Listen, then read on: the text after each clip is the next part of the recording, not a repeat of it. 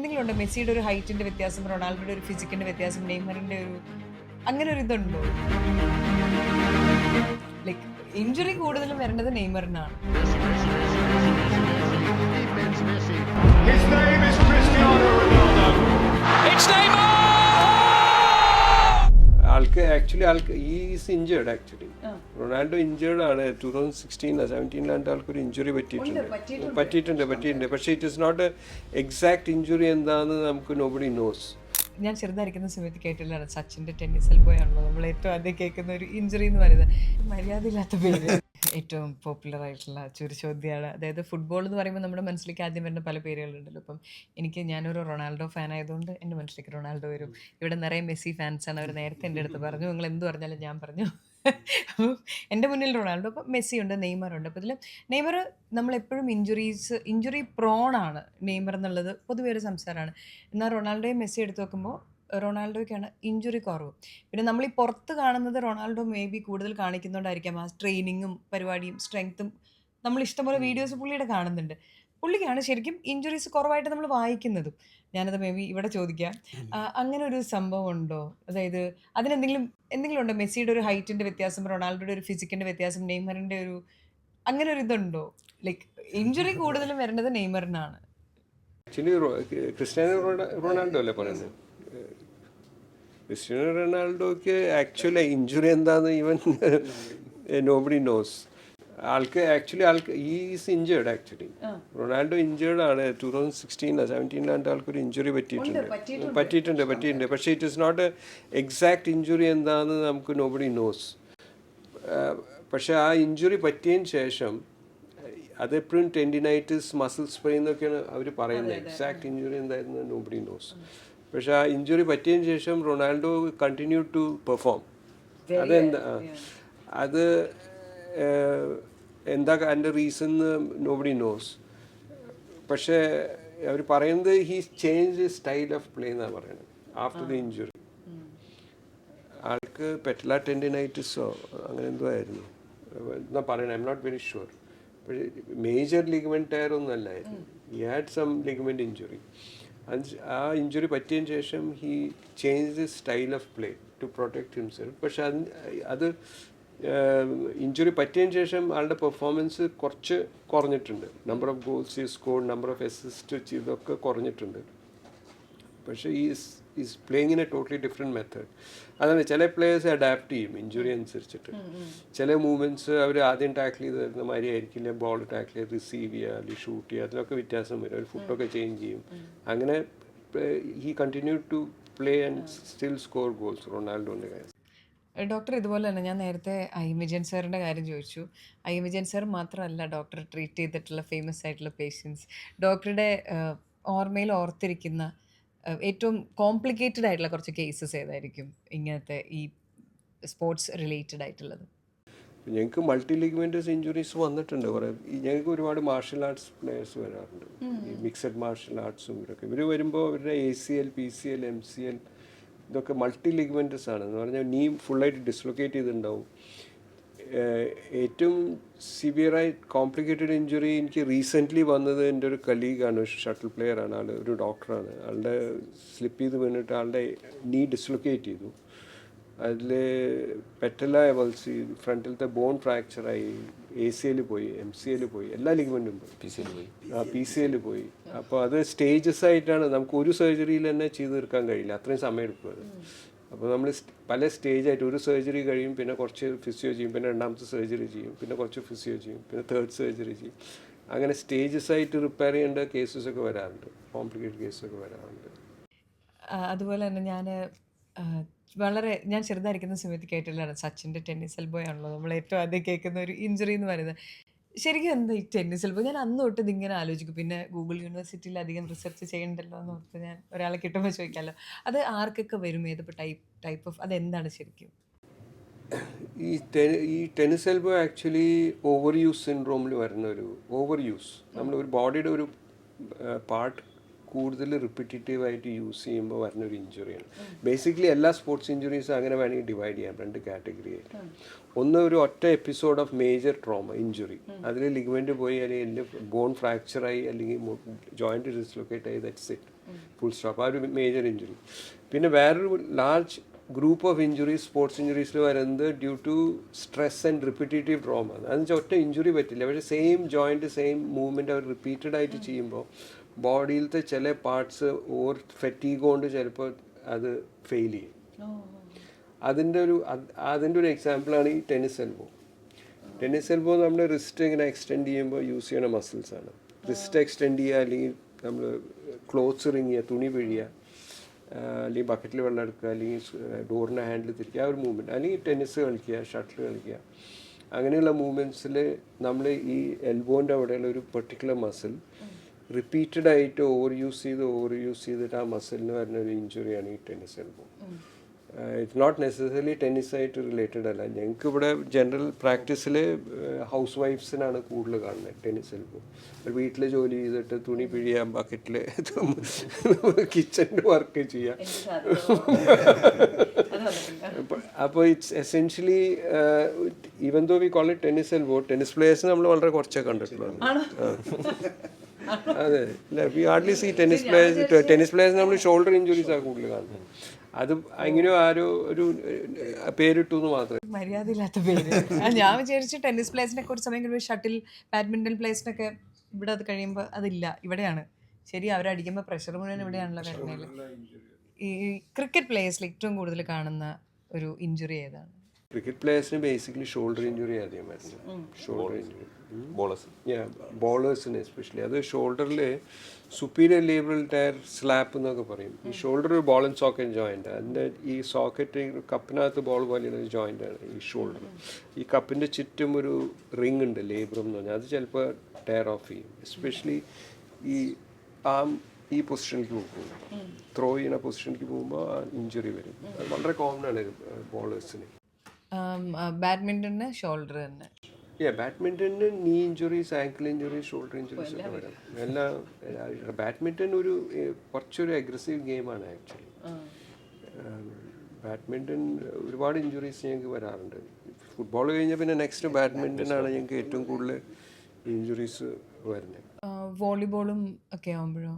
Basketball, വോളിബോളിന് shoulder and നീ, ബാസ്കറ്റ്ബോളിനും shoulder and നീ, angle injuries. Shirt ഇഷ്ടംപോലെ ഉണ്ടല്ലോ അല്ലേ. പിന്നെ തട്ടലും ടാക്ലിങ്ങും എല്ലാം കൂടെ വന്നു കഴിയുമ്പോൾ ഈ പറയുന്ന ഇങ്ങനത്തെ സാധനങ്ങളെല്ലാം ഒരു സ്പോർട്സ് ഇഞ്ചുറി സംഭവിച്ചിട്ടുണ്ടെങ്കിൽ, അതിപ്പോൾ ഗ്രേഡ് 1 ഒക്കെ ആണെങ്കിലും എങ്ങനെ വന്നാലും ഒരു 3-4 മാസം നമുക്ക് കളിക്കാൻ മേലാത്ത പോലത്തെ ഒരു ഇതിലേക്ക് വരും. ഗ്രേഡ് 1 ആൻഡ് ഗ്രേഡ് 2 എന്ന് പറഞ്ഞാൽ നമ്മൾ ഈ ലിഗമെൻറ്റും ഈ പറഞ്ഞ സ്ട്രക്ചേഴ്സ് ഒന്നും റപ്ചർ ചെയ്തിട്ടില്ല, വിട്ടുപോയിട്ടില്ല. അതിൻ്റെ ഫൈബേഴ്സ് കുറച്ച് സ്ട്രെച്ച് ചെയ്തിട്ടുള്ളൂ, അല്ലെങ്കിൽ കുറച്ച് ഫൈബേഴ്സ് മാത്രം വിട്ടുപോകുമ്പോൾ ഈ ഗ്രേഡ് 1 ഗ്രേഡ് 2. അതിന് നമ്മൾ സർജിക്കൽ ഓപ്ഷൻ ഇല്ല, സർജറി ചെയ്യേണ്ട ആവശ്യം വരാറില്ല. നമ്മൾ ഒരു 3 വീക്സ് ഇമോബിലൈസ് ചെയ്യുക, പ്രോപ്പർ സ്പ്ലിൻറ്റ് ചെയ്യുക, പ്ലാസ്റ്ററോ ബ്രേസോ അല്ലെങ്കിൽ ആങ്കിൾ ബൂട്ടോ എന്തെങ്കിലും ഇട്ടിട്ട് ഏത് ജോയിൻ്റാണെന്നനുസരിച്ചിട്ട് അതിനുള്ള സ്പ്ലിൻറ്റ് ചെയ്യുക 3 വീക്സ്. അത് 3 വീക്സ് റെസ്റ്റ് കൊടുത്തതിന് ശേഷം പിന്നെ അഗ്രസീവായിട്ട് അതിനകത്ത് 3 to 4 വീക്സ് ഓഫ് ഫിസിയോ. അത് ചെയ്ത് കഴിഞ്ഞാൽ most of the times they will recover ഈ സ്പ്രെയിൻസിൽ.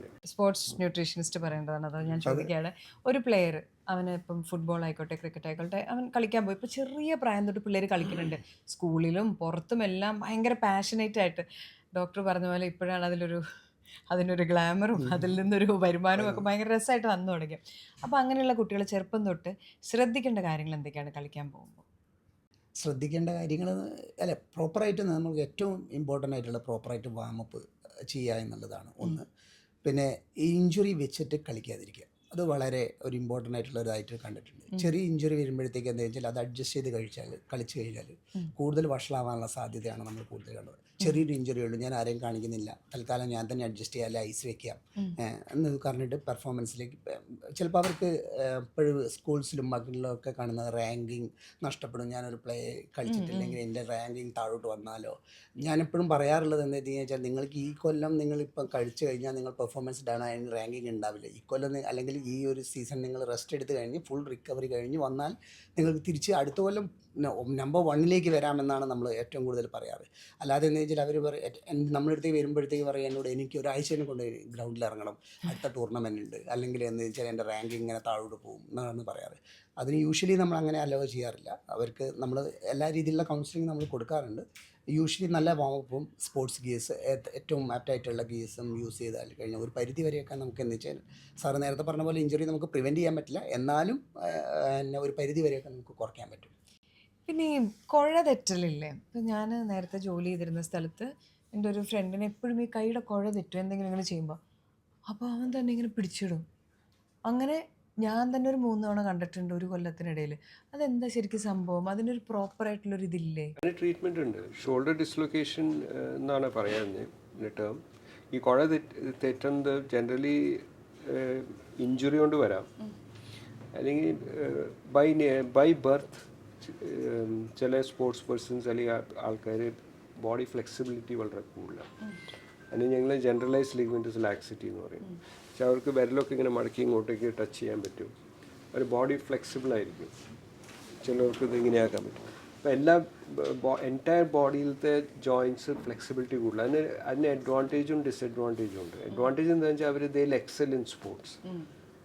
എന്താ കാര്യം വെച്ചാൽ ബോഡിയുടെ ഫ്ലെക്സിബിലിറ്റി കാരണം, എസ്പെഷ്യലി ജിംനാസ്റ്റിക്സ് അല്ലെങ്കിൽ ഫെൻസിങ് അല്ലെങ്കിൽ അങ്ങനത്തെ ചില ഗെയിംസിലൊക്കെ അവർക്ക് എക്സൽ ചെയ്യാൻ പറ്റും. അതിൻ്റെ ഡിസഡ്വാൻറ്റേജ് അവരുടെ ഓരോ ജോയിൻറ്റ്സ് ഇടയ്ക്ക് ഇതേമാതിരി ഡിസ്ലൊക്കേറ്റ് ചെയ്യും. അതാണ് ഡിസഡ്വാൻറ്റേജ്. അപ്പം മോസ്റ്റ് ഓഫ് ദി ഇങ്ങനെ ഈ ഷോൾഡർ റെക്കറൻ്റായിട്ട് റിപ്പീറ്റഡ് ആയിട്ട് ഡിസ്ലൊക്കേറ്റ് ചെയ്യുന്ന പേഷ്യൻസ് ഇത് സർജറി ചെയ്ത് കറക്റ്റ് ചെയ്യാവുന്നതാണ്. സർജിക്കൽ ഓപ്ഷനാണുള്ളത്.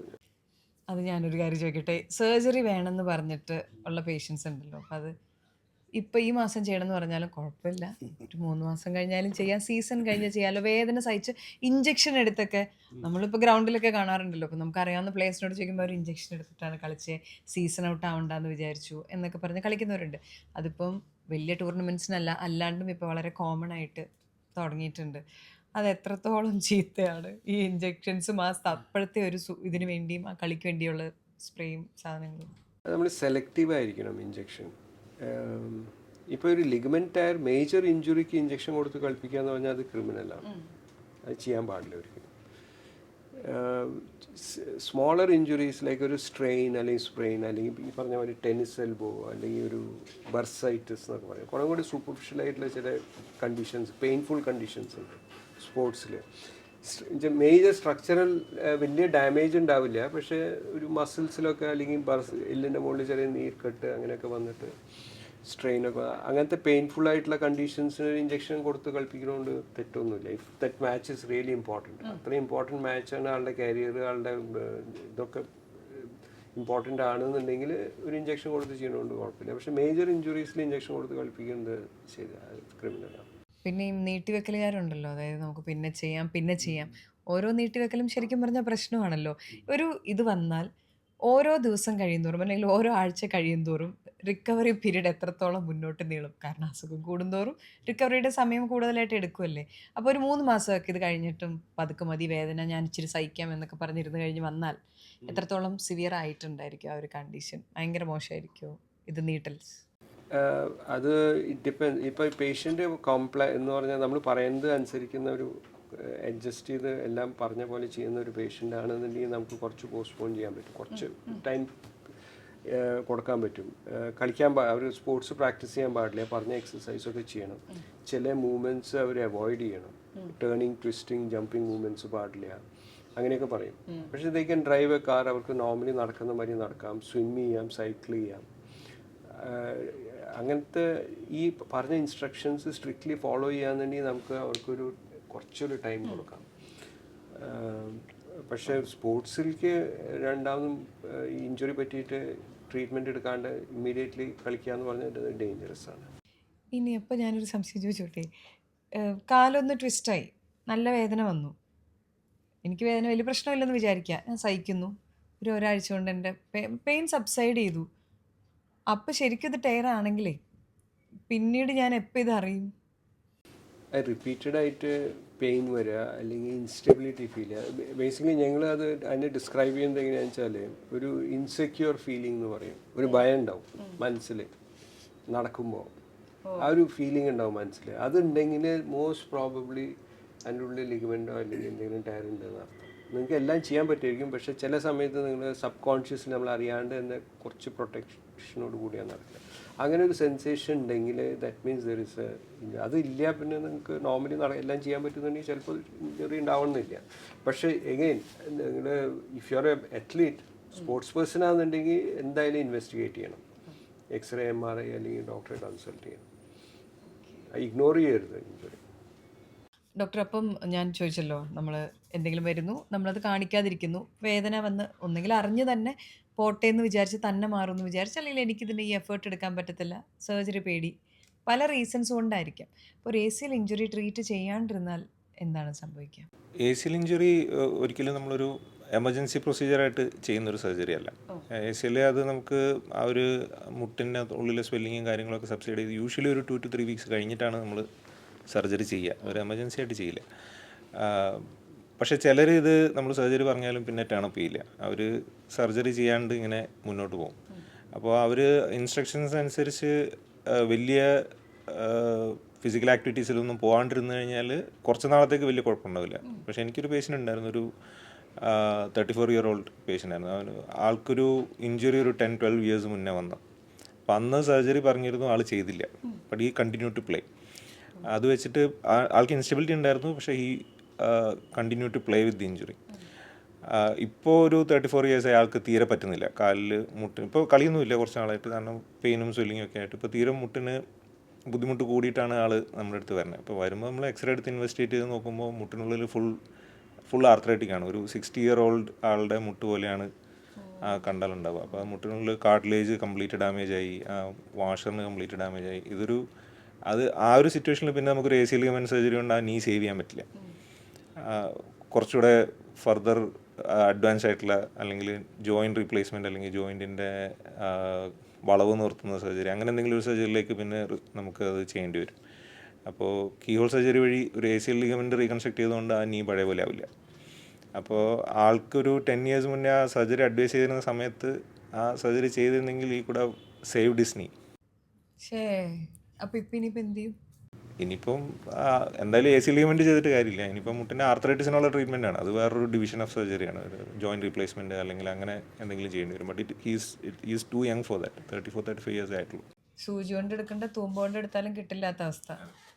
അപ്പോൾ ഈ കീഹോൾ സർജറിയിൽ ACLൻ്റെ എല്ലാ സർജറീസും കീഹോളാണോ? ACL യൂഷ്വലി ഇപ്പോൾ എല്ലാം കീഹോൾ സർജറി ചെയ്യുന്നത്. പണ്ട് സ്റ്റാർട്ട് ചെയ്തപ്പോൾ ഓപ്പൺ സർജറി ആയിരുന്നു. പക്ഷേ